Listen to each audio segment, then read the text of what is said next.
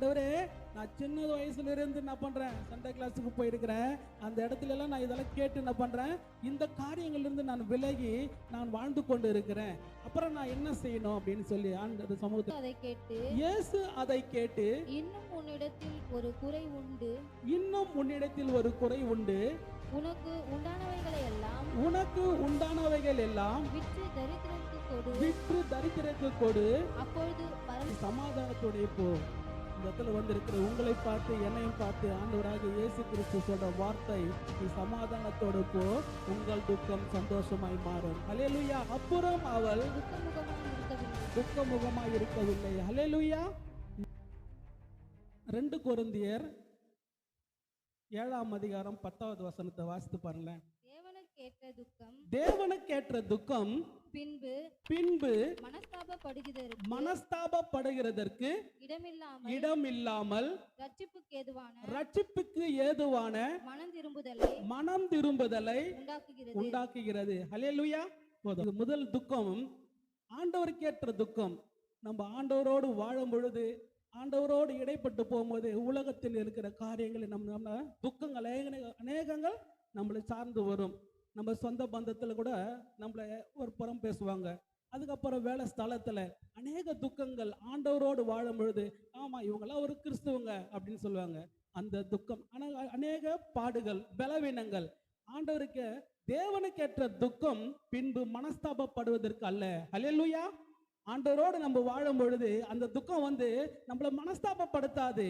அப்படியே பாருங்க, அது மனஸ்தாபப்படுத்துறதுக்கு இடம் இல்லாமல் ரட்சிப்புக்கு ஏதுவான, நம்மளை எப்படி ரட்சிப்புக்கு வழி நடத்த இந்த துக்கம் நம்மளை உற்சாகப்படுத்துகிறது. ஹல்லேலூயா. நீங்க சோர்ந்து போகாதீங்க. இந்த ஆண்டவரோடு நம்ம வாழும் பொழுது அநேக துக்கங்கள் வரலாம், ஆனாலும் நம்மளை வழி நடத்த ரட்சிப்புக்கு ஏதுவான மனம் திரும்புதலை என்ன பண்ணுங்க உண்டாக்குவதற்காகத்தான் இந்த துக்கம் நீங்க ஏற்றுக்கணும். என்ன பண்ண, ஐயோ சோதனை வந்துச்சு, துக்கம் வந்துச்சு, நம்ம சோர்ந்து போக கூடாது. இந்த துக்கம் நம்ம என்ன பண்ணோம், மனம் திரும்புதலை ரட்சிப்புக்கு ஏதுவான துக்கமாய் நம்ம என்ன பண்ணோம் ஏற்றுக்கணும். ஆண்டவர் வார்த்தை சொல்லுது, இது உங்களை மரணத்துக்கு ஏதுவாய் வழி நடத்துற துக்கம் அல்ல, ரட்சிப்பின் பாதையில வழி நடத்துற துக்கம். ஹல்லேலூயா. கரங்களை தட்டி நம்ம உற்சாகம் நாம மகிமைப்படுத்துமா. உங்கள் துக்கம் சந்தோஷமாய் மாறும். ஹல்லேலூயா. இந்த இடத்துல ஆண்டவரோடு நம்ம வாழும் பொழுது இது மரணத்துக்கு ஏதுவான துக்கம் அல்ல, சந்தோஷத்தின் பாதையில வழி நடத்துகிற துக்கமாக இருக்கிறது. அப்படியே நாம் பார்க்கும் பொழுது 1 சாமுவேல் வேதத்தில் நாம் பார்க்கிறோம். 1 சாமுவேல் 1ஆம் அதிகாரம் 17-18 அண்ணால பார்க்கிறோம். அந்த சகோதரி எப்படி துக்கமுகமாக இருந்து சந்தோஷமாய் மாறினாங்கன்னு சொல்லிட்டு 1:17-18. அதற்கு ஏலி சமாதானத்துடனே போ, நீ இஸ்ரவேலின் தேவனிடத்தில் கேட்ட உன் விண்ணப்பத்தின்படி அவர் உனக்கு கட்டளையிடுவாராக என்றான். அப்பொழுது அவள் உம்முடைய அடியாளுக்கு உம்முடைய கண்களிலே தயவு கிடைக்க கடவுது என்றால், பின்பு அந்த ஸ்திரீ புறப்பட்டு போய் போஜனம் செய்தால் அப்புறம் அவள் துக்கமுகமாய் இருக்கவில்லை. ஹல்லேலூயா. ஆண்டவரை ஏற்றுக்கொண்டு நம்ம என்ன பண்ணோம், துக்கமுகமா நிறைய இடத்துல இருப்போம், ஆனாலும் நம்மள கர்த்தர் கைவிட மாட்டார். ஹல்லேலூயா. உன்னை காண்கிறவர் உறங்கவும் மாட்டார், கைவிடவும் மாட்டார். இந்த நாள்ல இந்த அன்னாள் என்ற ஸ்திரீ துக்கமுகமாய் ஆண்டவர் சமூகத்துல தன் கண்ணீரை அந்த இடத்துல என்ன பண்றாரு, வடித்து தன் பிள்ளைக்காக அந்த இடத்துல ஒரு பொருத்தனை பண்றார். அதை முதல்ல பார்க்கும் பொழுது 10 படிங்க. போய் மனசஞ்சரித்து மிகவும் ஒரு நிமிஷம். அவள் போய் மனம் கசந்து கர்த்தரை நோக்கி மிகவும் அழுது கர்த்தரை நோக்கி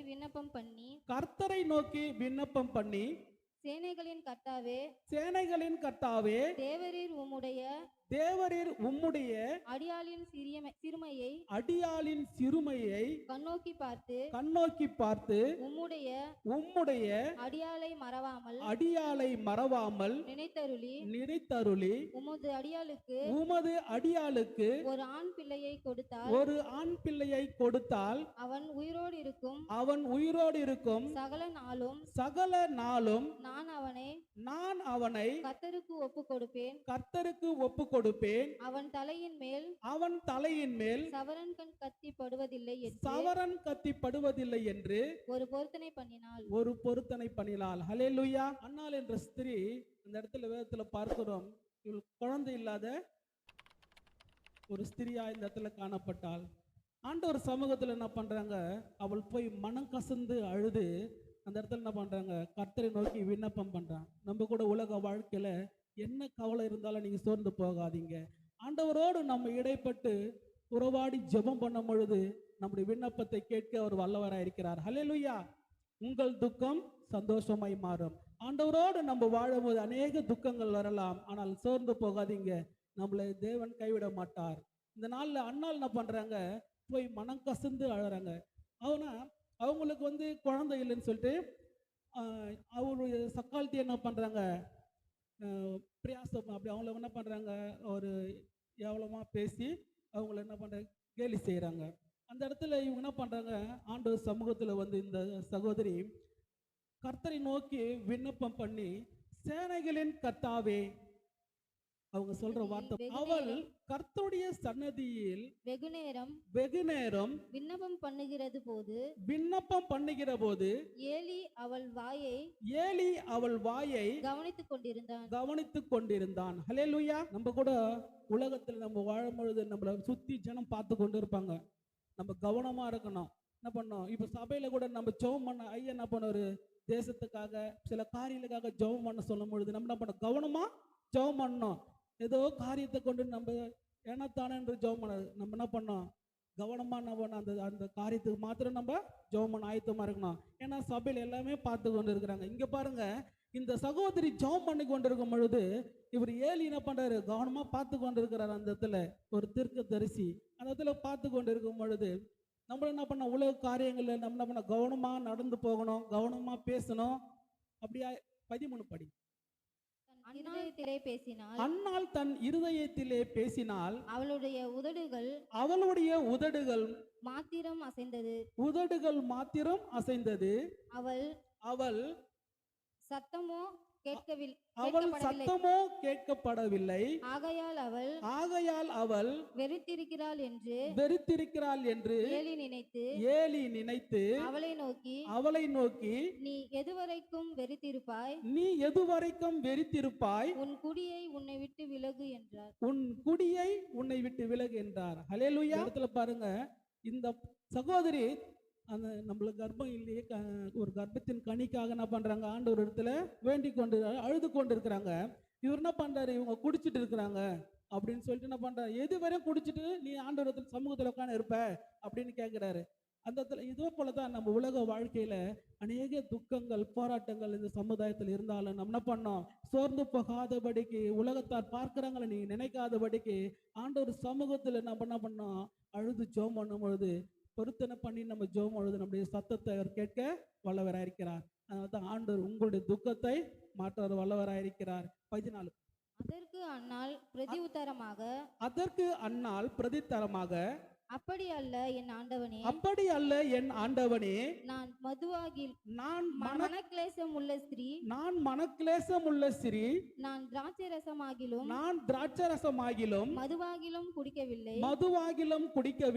நான் கர்த்தருடைய சந்நிதியில் என் இருதயத்தை ஊற்றிவிட்டேன். ஹல்லேலூயா. கவனிச்சு அந்த சகோதரி ஆண்டவரிடத்துல பொருத்தம் பண்ணி ஜெபம் பண்ணி கண்ணீரோடு அழுது கொண்டு இருக்கிறாங்க.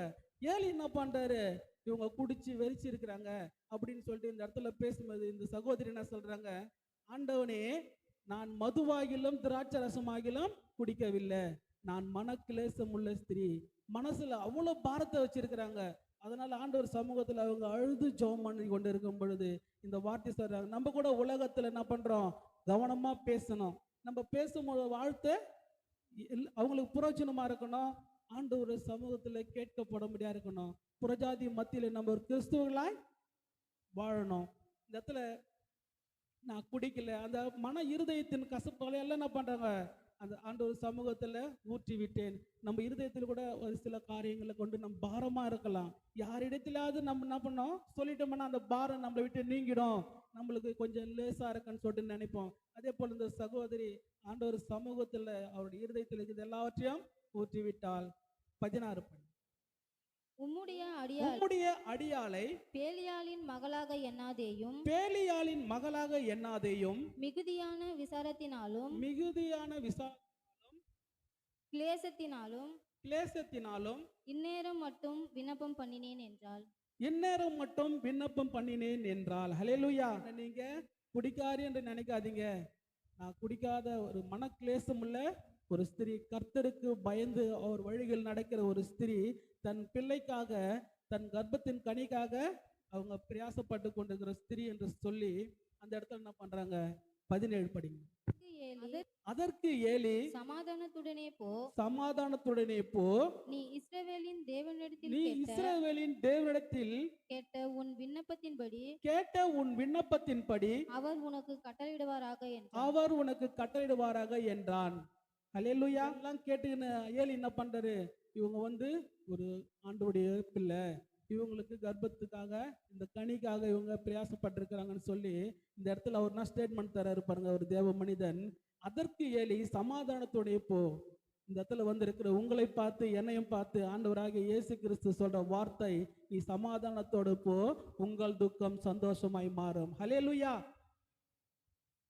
நீ இஸ்ரவேலின் தேவனிடத்தில் கேட்ட உன் விண்ணப்பத்தின்படி, நீங்க ஆண்டவரிடத்துல கேட்டிருக்கிற எந்த ஒரு காரியமா இருந்தாலும் சரி, அவர் என்ன பண்ணார், உனக்கு கட்டளையிடுவாராக என்றார். அப்படியே 18 படி. அப்பொழுது அவள் உம்முடைய அடியாளுக்கு உம்முடைய கண்களிலே தயவு கிடைக்க கடவுது என்றால், பின்பு அந்த ஸ்திரீ புறப்பட்டு போய் போஜனம் செய்தாள். அப்புறம் அவள் துக்கமுகமாய் இருக்கவில்லை. ஹல்லேலூயா. நம்ம பார்க்கிற காரியம், துக்கமுகமாய் நம்ம யார் வந்திருந்தாலும் தேவனாய் கர்த்தர் இந்த நாள்ல உங்கள் துக்கத்தை சந்தோஷமாய் மாற்ற அவர் வல்லவராய் இருக்கிறார். நம்ம என்ன பண்ணணும், ஆண்டவர் இடத்துல இருக்கும் பொழுது என்ன சோர்ந்து போகாதீங்க. நான் எவ்வளவு துக்கம் வருது, நம்ம கடவுளுக்குள்ள ஜெபம் பண்றோம், கடவுளுக்குள்ள பொறுத்து நம்ம நல்ல காரியங்கள், பிள்ளைங்களுக்கு நம்ம ஆகாரம் கொடுக்குறோம், பிரைஸ் வாங்கி தரோம், தசம்பா கொடுக்குறோம், காணிக்க கொடுக்குறோம், நீங்க நினைச்சு சோர்ந்து போகாதீங்க. உங்களுடைய துக்கங்கள் எல்லாவற்றையும் சந்தோஷமாய் மாற்ற அவர் வல்லவராய் இருக்கிறார். அதான் 2 கொரிந்தியர்ல பார்த்தோம்ல, ஏற்ற துக்கம் பின்பு மனஸ்தாபப்படுவதற்கு இடம் இல்லாமல். லூக்கா 18:19.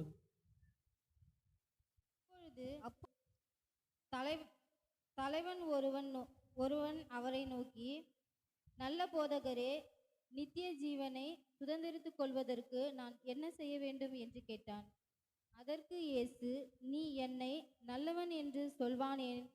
தேவன் ஒருவர் தவிர நல்லவன் ஒருவனும் இல்லையே. ஹல்லேலூயா.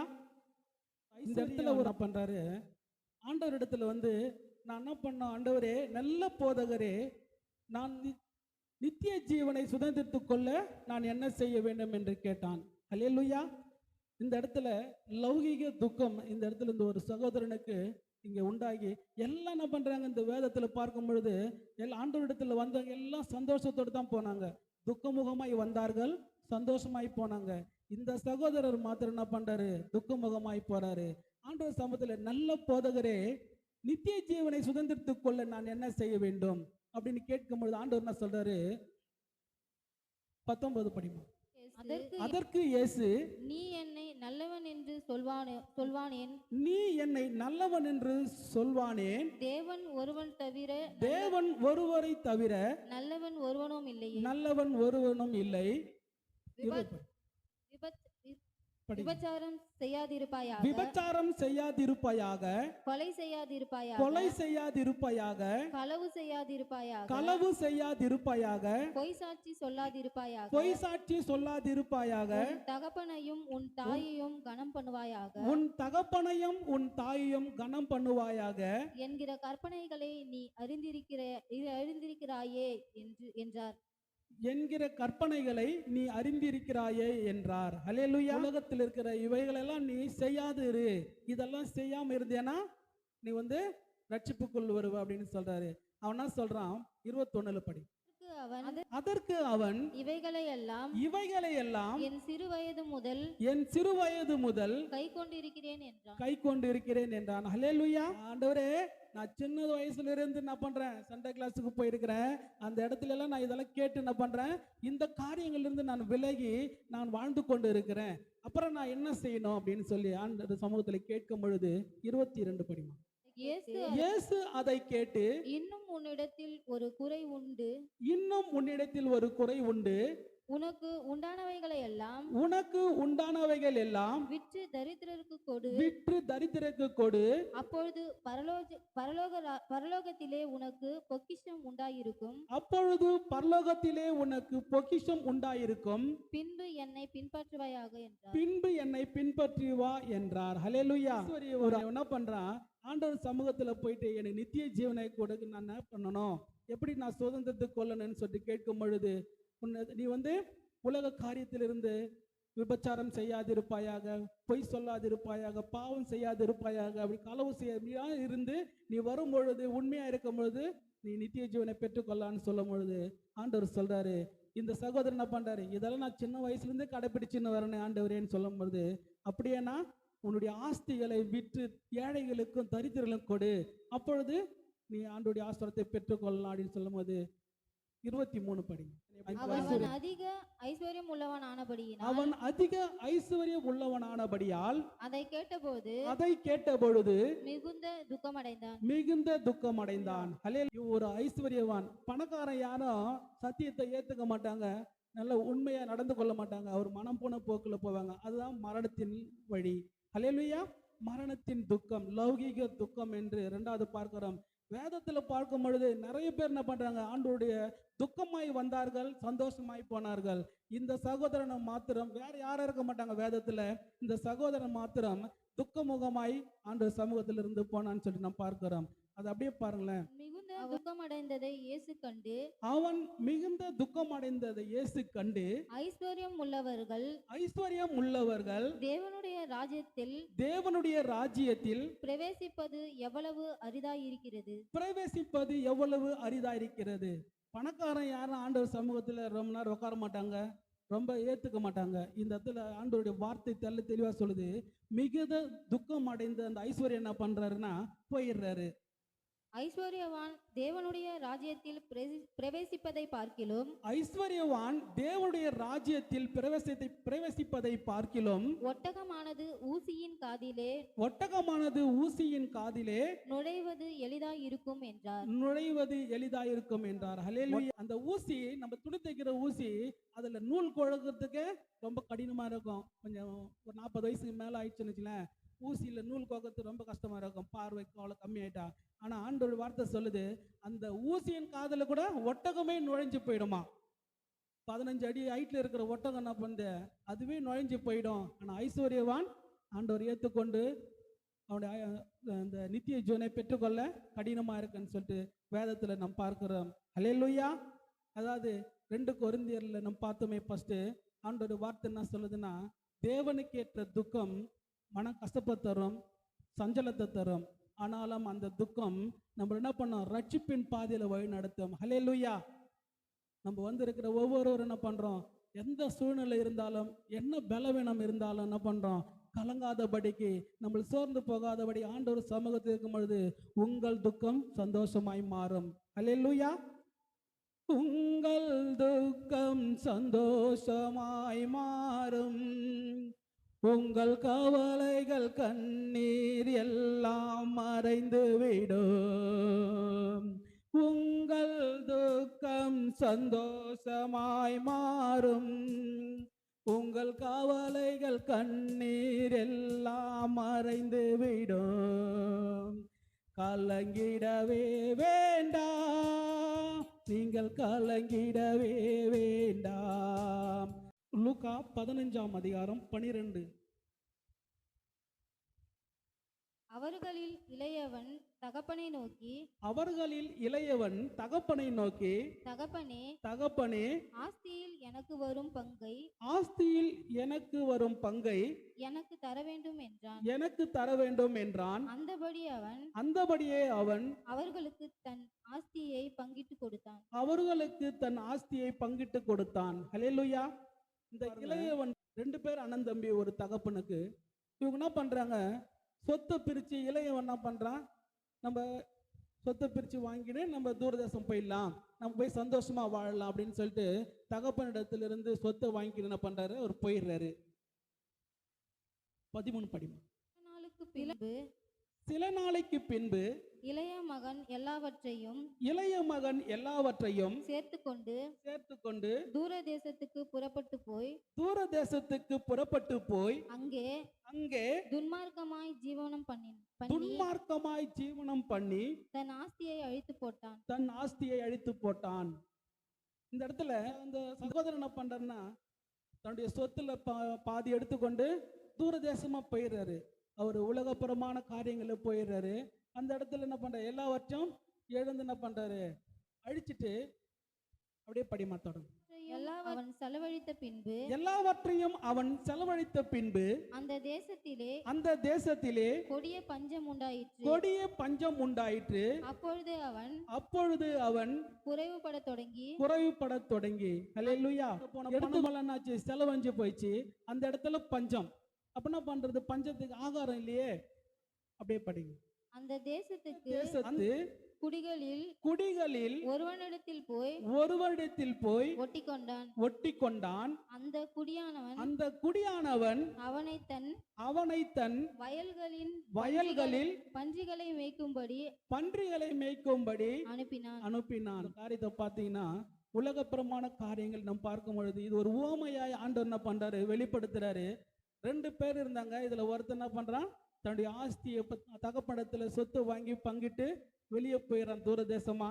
அவன் மனம் போன போக்கில் வாழ்ந்து எல்லா பணத்தையும் செலவழிச்சிட்டு பசியினால பட்டினால வாடிக்கொண்டு இருக்கிறான். அந்த நாள் என்ன பண்றான், சரி அந்த இடத்துல ஒரு அதிபதி யாராவது ஒருத்தர் இருக்கிறாங்களா, அவங்கள பார்த்து நம்ம போயிட்டு இவங்களோட வேலை செஞ்சு ஆகாரத்துக்கு ஏதாவது நம்ம ஏற்பாடு பண்ணுவோம்னு சொல்லிட்டு போய் சேரும்போது அவன் என்ன பண்ண, பன்றி மேய்க்க அனுப்பிச்சிடறான். ஒரு செல்வந்தரான ஒரு மனிதன் பணத்தை வைத்துக்கொண்டு எப்படி செலவு பண்ண தெரியாம மனப்பண போக்குல போயிட்டு பன்றி மேய்க்க அவன் போயிட்டான். ஹல்லேலூயா. அப்பொழுது பன்றிகள் தின்கிற தவிட்டினாலே தன் வயிற்றை நிரப்பி ஆசையாயிருந்தான். ஒருவனும் அதை அவனுக்கு கொடுக்கவில்லை. அந்த பன்றிக்கு போற தவிடு கூட அவனுக்கு கிடைக்கல.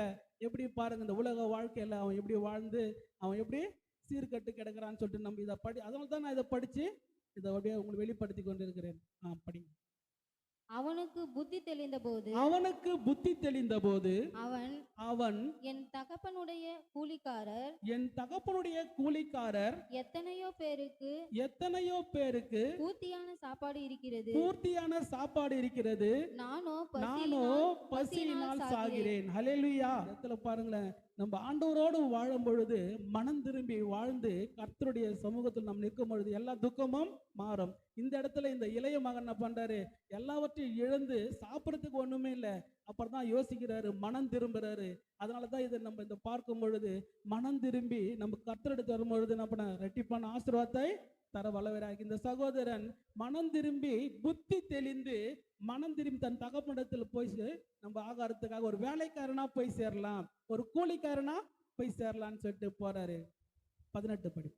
நான் எழுந்து என் தகப்பனிடத்திற்கு போய் தகப்பனே பரத்துக்கு விரோதமாகவும் உமக்கு முன்பாகவும் பாவம் செய்தேன். ஹல்லேலூயா. நான் உமக்கு விரோதமா நான் பாவம் செஞ்சுட்டேன், துன்மார்க்கமா வாழ்ந்துட்டேன். இனிமேல் நானே உம்முடைய மகனா இல்ல. ஹல்லேலூயா.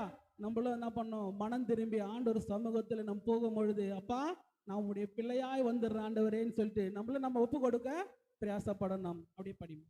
இனிமேல் உம்முடைய குமாரன் என்று சொல்லப்படுவதற்கு இனிமேல் உம்முடைய குமாரன் என்று சொல்லப்படுவதற்கு நான் பாத்திரன் அல்ல, நான் பாத்திரன் அல்ல, உம்முடைய கூலிக்காரரில் உம்முடைய கூலிக்காரரில் ஒருவனாக என்னை வைத்துக் கொள்ளும் ஒருவனாக என்னை வைத்துக் கொள்ளும் என்பேன் என்று சொல்லி.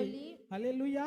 இந்த இடத்துல என்னப்பா, நான் வழி தவறி போயிட்டேன், இந்த இடத்துல நான் என்னை கூலிக்காரனாய் வைத்து எனக்கு ஆகாரத்தை கொடுங்க, என்னை வழி நடத்துங்கன்னு சொல்லிட்டு நான் போயிட்டு மனம் திரும்பி போயிடலான்னு சொல்லிட்டு அந்த இடத்துல சகோதரன் என்ன பண்றாரு, மனம் திரும்பி தன் தகப்படத்தில் போறாரு. உலக காரியத்துல இப்படியே இருக்கும் பொழுது நம்மளை படைத்த தேவனாய கர்த்தர், சண்ட சகலத்தையும் படைத்த தேவனாய் கர்த்தர், அவருடைய சாயலாய் படைத்த நம்முடைய தேவன் நம்மளை கைவிட்டுருவாரா? கைவிட மாட்டார். உங்கள் துக்கத்தை மாற்றி சந்தோஷமாய் மாற்ற வல்லவராய் இருக்கிறார். ஹல்லேலூயா. கர்த்தரோடு இருக்கும் பொழுது அநேக துக்கங்கள் வரலாம், ஆண்டவரை விட்டு விலகி போயிருக்கலாம், ஆனாலும் அவரிடத்தில் சேரும் பொழுது அந்த துக்கம் எல்லாவற்றையும் மறைத்து சந்தோஷமாய் மாற்ற வல்லவராய் இருக்கிறார். அப்படியே படிமா. எழுந்து புறப்பட்டு தன் தகப்பனிடத்தில் வந்தான்.